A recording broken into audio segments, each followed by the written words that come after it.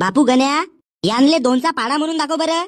आईले भोकाले म्हणू भोसडीच्या आईला काम धंदे नसेत का? सकाळ सकाळी चहा नाश्ता हेपलावाले येतील आमच्या घरी. भोकमारीचे फुकट चोदाय वा. मला का पैसे किन देता का बे तुम्ही? तुम्हाला पाडे म्हणून दाखवतं. शर्माजी चाय घ्या. बिस्कुटही काऊन नाही आणून दिलीस व? कुत्र्यांना तर बिस्कुट काही सोडलं नाही तर याला देऊन दे. आणि खा म्हणा आमच्या घरच्या कुत्र्यासारखा बिस्कुट.